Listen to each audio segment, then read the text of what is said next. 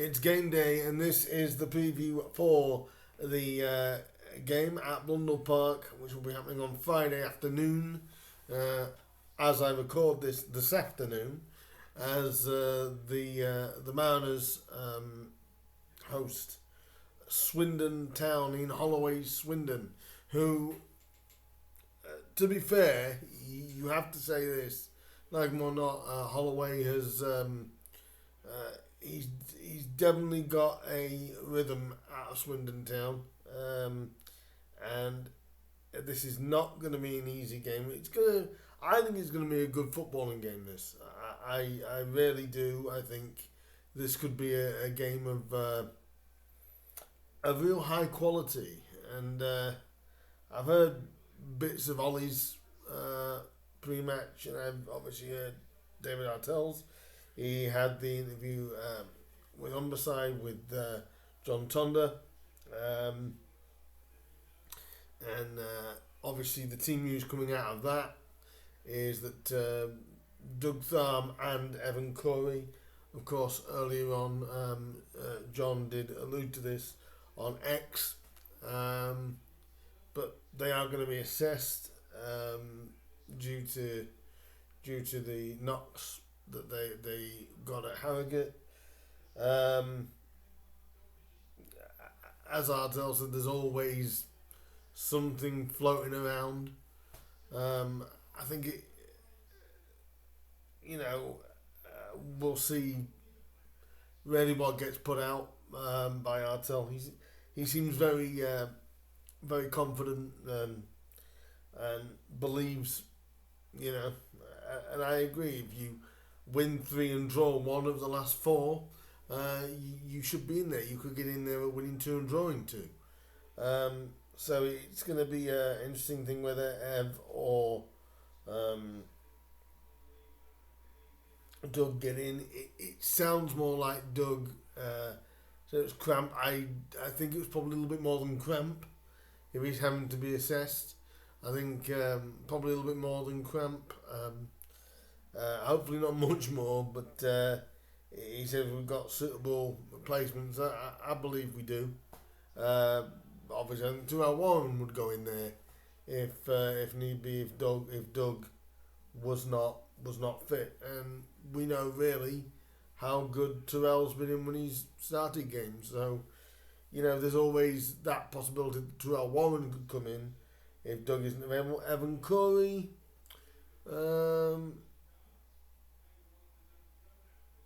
I don't want to be too concerned about it because I think, this is the time of the season where you don't want to overthink things, and I think obviously John did mention about Holloway coming back. I thought it was very, very dignified answer by Artell. He talked about, as much as it ended sour here, for Holloway, obviously, you don't get to 1,000 games by not knowing what you're doing. Unfortunately, when he was here, especially in the COVID time, he didn't know what he was doing. But I think he was very, very, very, very measured and thought out. He did have a joke about saying, that if we're giving Ian some grief, it stops us giving him the grief. But no, I thought it was very, very dignified, and it should be an interesting game. I did hear a bit of Ollie's pre-match for Swindon when he was asked mainly about the reception he's going to get. They got it hostile. I think some fans still just feel a little bit sore. So I think we have to focus as a fan base though more on the game. We know how it ended under Ollie, and we as a fan base have to move on from that. Yes, it was sore for us when Ollie left the club, but it is what it is one of the easiest ways to put it. especially now because we're a different club now than what we were when Ollie left, and Swindon are in a different place since Ollie came in. So I think everyone's sort of in a different place, and it is basically about the 3 points. Don't get me wrong, does it still sting to me a little bit? Yeah, but I just want Grimsby to get the points. Just like I'm sure Ollie will want the points for Swindon, I'm sure David wants the points for us. And I think they both gave very good answers in their press conferences, so credit to both men. If we look at some stats towards the game, last bit on the team news, by the way, apart from those two, nothing majorly otherwise to come out of that. So I think we can, fairly strong, but like I said, there's always a few niggling injuries. It's interesting doing a Friday, isn't it? For Good Friday. The Easter game is always the most intriguing. But if we look at some stats now heading into the game, Grimsby Town line 7th, the final playoff place.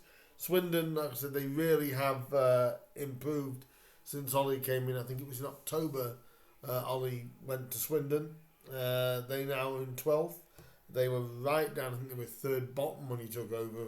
So that he really has turned a corner with Swindon. So the Mariners line 7th, Swindon now line 12th. The smack bang mid-table position. Total points 66 for the Mariners, 57 for Swindon. So we're 9 points clear of Ollie's team. And the goals scored in that time, the Mariners have scored 59. Swindon have scored 66. So Swindon are a team that can free flow in goals, and they have been doing, especially recently in some of the games. Goals conceded 61 and 60. So not much in that regard to what we can expect. Shots overall about 20 between them. We're 349 to Swindon's 368. 173 shots on target for the Mariners. 157 on target for Swindon. Off target 176, 211. But definitely tells you that they do like having a shot, and that's why they seem to be so productive when it comes to the forward line. In regards to the passing accuracy, Swindon just edged that 70% to 68.6 for the Mariners and 70.51 for Swindon Town. Points gained from a losing position. We've only got 12 points from a losing position, where and this has really improved since Ollie took over. Swindon have won 24 points from losing positions. Points dropped from winning positions, though. Swindon have lost 14 points from a winning position. The Mariners have dropped only 10. So that is a vast contrast. Double the amount of points gained from a losing position, but 4 points more dropped from a winning position. This could be a topsy-turvy game, I feel, like this one, because, like I said, they've got some good players at Swindon as well, so, and they've really, really come into their own. The recent form, obviously, for both sides, obviously Swindon are in the form table. Swindon are second, Grimsby are fourth. Obviously, the last 5 games, The Mariners have won 3, losing 1, drawing the other.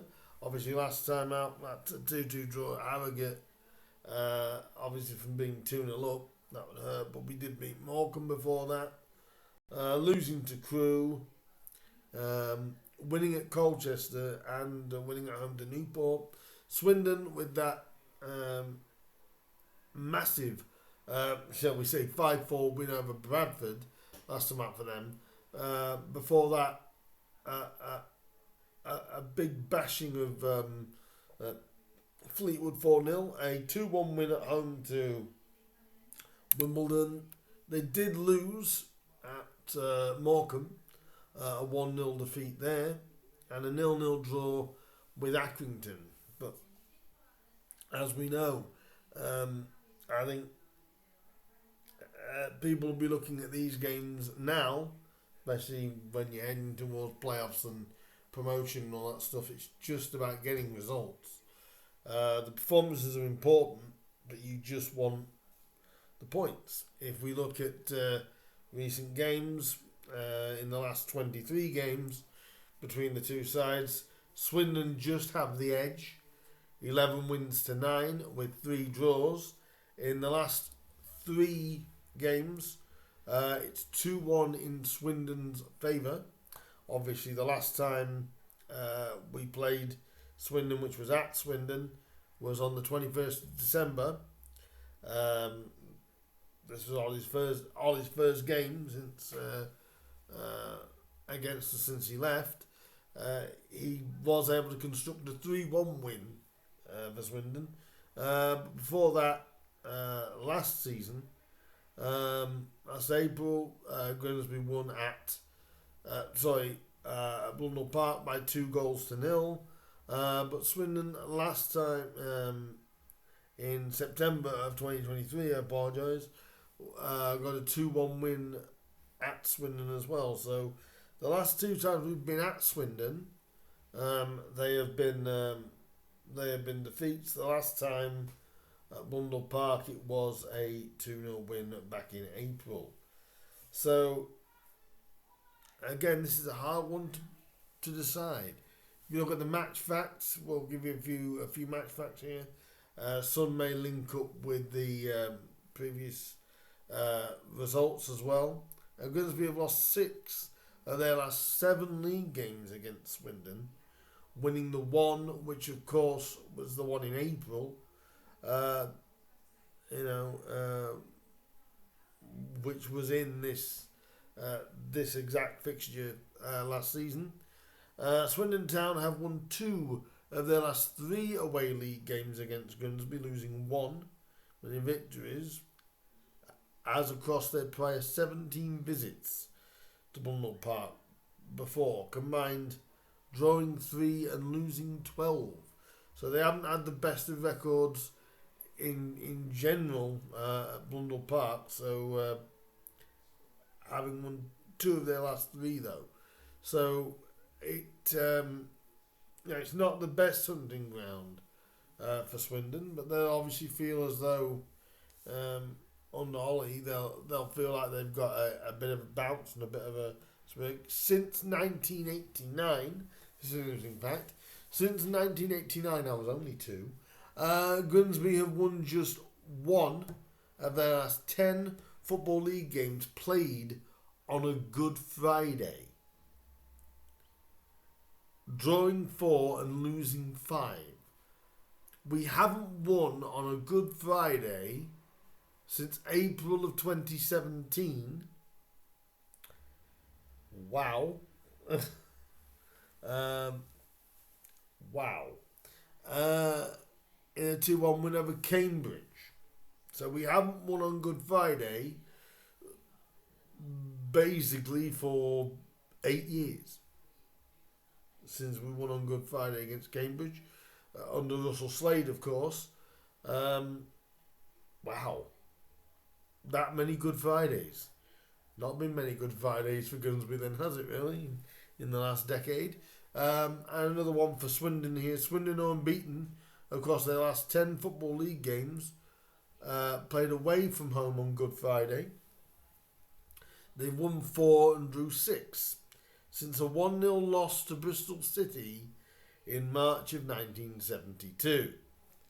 And that is quite an interesting stat, considering obviously Ollie is a Bristolian and used to manage and play for Bristol Rovers. So I'm sure in one regard, if you looked at that stat, as a Bristolian, he's going to want to make sure that Bristol City are the only Bristolians that's beat Swindon on a Good Friday for a long time. So this game breeds good, I think. Both managers have good philosophies. Both managers like to play football on the floor if they can. Not afraid to go direct if they have to. It is, but it all depends, I think, more so on what we do, more than what Swindon do. So it's going to be an interesting little duel. This, obviously, we love the 3 points to keep on going towards the playoffs. And like I said, we just have to do our job. Swindon have got an outside chance of the playoffs. So they probably don't need the points as desperate, but Holloway did say that he wants to take the points. The way he put it is, they need the points, as in Grimsby, they need the points. I want to take them. Well, I'm saying it the other way. I want to take the points of Holloway Swindon. Do we need them? Yes, but so do they, because they want to keep their form going. So it's going to be an intriguing game. And my score prediction for the game is, I don't know. Can I stand sit on the fence?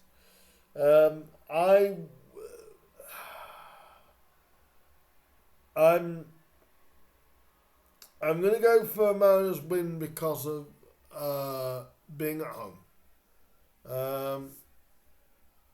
Because Swindon have been very good at home recently. So we'll have to see on that regard. I'm going to go for a high-scoring game, I think. The Mariners just to come out with a 3-2 win. Let's hope that does happen. Goal scorers in that case. I'm going to go Denver Hume. I'm going to say Jason Svantolson, because why not? And I think Danny Rose is going to want to make up for the own goal at Harrogate. I'm sure if he can. So, but it wouldn't surprise me as well if Chaz Burnham was somehow involved in something, because obviously at the time that he had under Ollie here and that goal he scored against Colchester. But we'll have to wait and see. I'm saying 3-2. Guys, let me know down below what you think, and you're looking forward to the Easter programme. And obviously we've got another game coming up on Monday, which will be Port Vale. Holloway seemed to have us as though we were playing Notts County, but that won't be his concern really. But I did have a chuckle at that when he said Notts County, and I thought, nope. But let me know down below what you guys think. And what do you think about this? Obviously, Ollie's going to get some not the most pleasant of returns. That's bound to happen, but I think in the long run, I think both clubs are in different places, and Ollie's in a different place, and we are. So let's just make this a good duel and let the best team win. Obviously, the team that eat haddock will be the team that will be hopefully the successful team. In the meantime, guys, leave your opinions down below and your score predictions. Apologies for the video being so late, coming on the day of the game, but there we are. I've just been that swamped today, so I've not had a chance. But do like, share, subscribe, and all that good stuff. Hit the bell button. That'll let you know when I upload the review and preview for the Port Vale game on Monday. In the meantime, guys, I really do appreciate all you guys' support. Hopefully I'll be working on something for next season coming up as well. I'm going to try and do a couple of different things. I might be working on something with someone, who knows, but I'll let you know once anything is concrete. There's discussions early at the moment, but we shall see. But do leave your comments down below, your predictions, all that good stuff. Like, share, subscribe, like I said. Hit the bell button. And I will see you guys for a review of this game and a preview of Port Vale. In the meantime, guys, up the Mariners. It's a pleasure to be on video again. And I will see you guys in the next one. Well, I'm going to call this one the Ollie Derby. And we'll see who comes out on top. Come on, Mariners, let's do it basically for our own playoff push. Up the Mariners, I'll see you in the next one. Ta-da.